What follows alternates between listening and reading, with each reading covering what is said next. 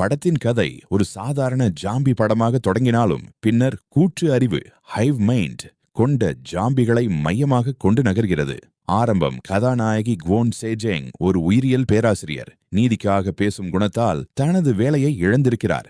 அவரது முன்னாள் கணவர் ஹான் கியூசெங் ஒரு புதிய வேலை வாய்ப்புக்காக அவரை ஒரு பெரிய உயிரியல் மாநாட்டிற்கு அழைக்கிறார். இந்த மாநாடு சியோலில் உள்ள டாங்வூரி பில்டிங்கில் நடக்கிறது.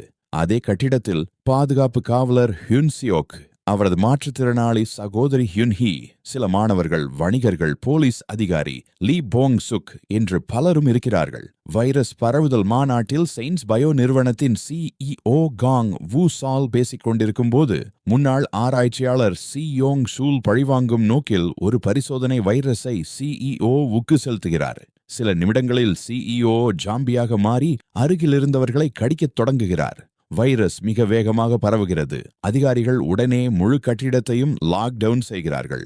உள்ளே இருந்தவர்கள் வெளியேற முடியாமல் சிக்கிக் கொள்கிறார்கள். ஜாம்பிகளின் விசித்திர தன்மை. இந்த ஜாம்பிகள் சாதாரண ஜாம்பிகள் அல்ல. அவர்கள் ஒருவருடன் ஒருவர் தகவல் பரிமாறிக் கொள்கிறார்கள். சளி, மூக்கஸ் மூலம் தகவல் பகிர்கிறார்கள். புதிய விஷயம் தெரிந்தால் பரிணாம வளர்ச்சி அடைகிறார்கள். கூட்டமாக சிந்திக்கிறார்கள். எறும்பு கூட்டம் போல செயல்படுவதால் படத்துக்கு கோலனி என்று பெயர். உயிர் பிழைக்கும் குழு சேஜேங் தலைமையில் சிலர் ஒன்றிணைந்து தப்பிக்க முயற்சிக்கிறார்கள். ஹியூன்ஹி டிவி மூலம் அனைவருக்கும் உதவுகிறார். அவர் பாதுகாப்பு அறையில் இருந்து ஜாம்பிகளின் நகர்வை கண்காணித்து மற்றவர்களை வழிநடத்துகிறார். முதல் பெரிய துரோகம். அதிகாரி லீ வோங் சுக் சோ யங் சூலை உயிருடன் பிடிக்க வேண்டும் என்ற கட்டளையை பெறுகிறார். ஏனெனில் யங் சூல் தான் வைரசுக்கான தடுப்பூசியை வைத்திருக்கலாம் என்று அரசு நம்புகிறது.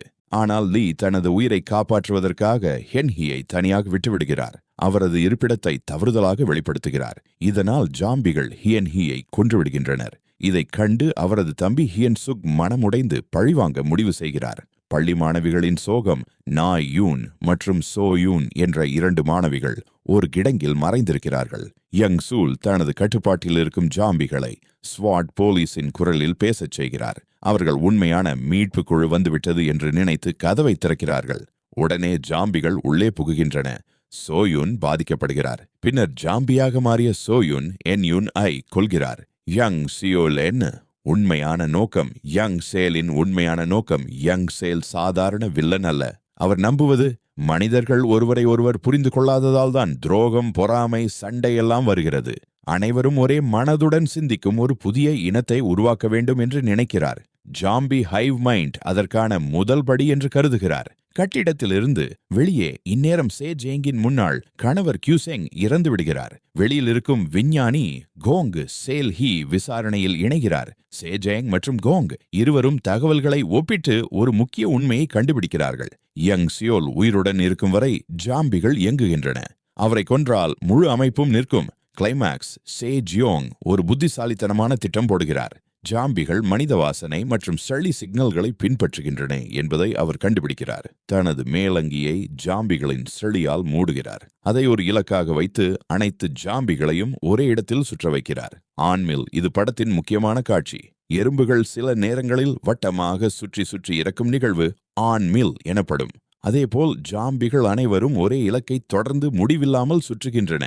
இதனால் அவர்களின் கூட்டு அறிவு சிதறுகிறது. அவர்கள் கற்றுக்கொண்ட தகவல்களை மறந்து மீண்டும் ஆரம்ப நிலைக்கு திரும்புகின்றனர். யங் ஷியோலின் முடிவு. சேஜேங் ஜாம்பிகளை ஒரு எரியும் பேருந்து அருகே இழுத்துச் செல்கிறார். அந்த குழப்பத்தில் யங் சியோல் சிக்கிக் கொள்கிறார். அவர் தீயில் சிக்கி இறந்து விடுகிறார். அவர் இறந்தவுடன் அனைத்து ஜாம்பிகளும் உடனடியாக அசைவின்றி நின்று விடுகின்றன. கடைசி காட்சி. அரசு விசாரணையில் பாதிக்கப்பட்டவர்கள் மூளை செயலிழந்தவர்கள் போல தெரிகிறார்கள். தொற்று முடிந்து விட்டதாக அதிகாரிகள் கருதுகிறார்கள். சேஜேங் மற்றும் கோங் புதிய தடுப்பூசி உருவாக்க வேலை தொடங்குகிறார்கள். ஆனால் படத்தின் கடைசி சில வினாடிகளில் அசையாமல் இருந்த ஒரு ஜாம்பி திடீரென சிறிது அசைகிறது. இதனால் யங் சூல் இறந்தாலும் வைரஸ் இன்னும் உயிருடன் இருக்கலாம் என்ற பயங்கரமான குறிப்புடன் படம் முடிகிறது. படத்தின் மைய கருத்து. இந்த படம் ஜாம்பிகளை விட மனிதர்கள் ஒருவரை ஒருவர் புரிந்து கொள்ளாதது தான் பெரிய ஆபத்து என்று கூறுகிறது. கதையில் இறந்த பெரும்பாலானவர்கள் ஜாம்பிகளால் அல்ல, மனிதர்களின் சுயநலம், தவறான தகவல், துரோகம் ஆகியவற்றால் அழுகிறார்கள்.